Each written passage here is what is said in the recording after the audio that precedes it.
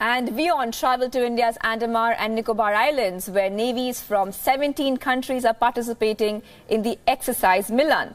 Hosted by India, this exercise aims to enhance India's cooperation with countries from Southeast Asia.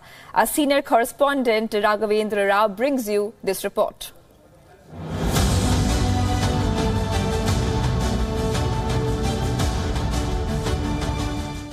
India is playing host to navies from 16 countries at Port Blair.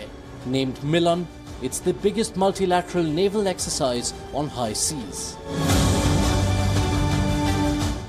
This was the 10th edition of the exercise.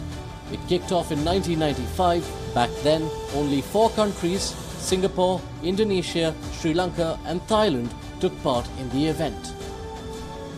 More than 20 years later, the exercise has grown in stature and scale.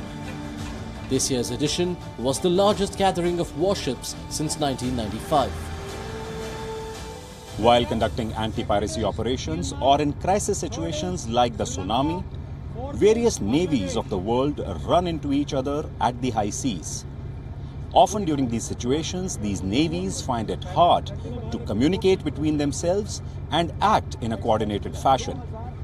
An exercise like Milan is aimed at developing a basic sense between these navies so that whenever they meet in a situation that demands concerted and cooperative effort, they are able to deliver.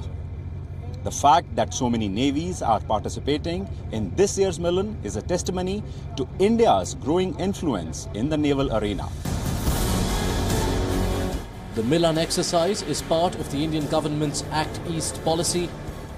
It comes at a crucial time as the Chinese Navy has increased its presence in the Indian Ocean region. You mentioned Indian Ocean, sir. Chinese and the threat posed by the Chinese has been talked about a lot. And every now and then we hear about how the Chinese are growing and their influence is increasing in the Indian Ocean region. How big are they as a threat as far as India is concerned? And is the Indian Navy equipped enough and prepared enough to deal with this challenge? You have to view the Indian Ocean region as an ocean which is almost 4,000 nautical miles from China. And what is the deployable force levels which can be put by the Chinese Navy in Indian Ocean? The balance of power and favorably rests in our favor in the Indian Ocean region. We are the largest navy in the region and I don't foresee any threat.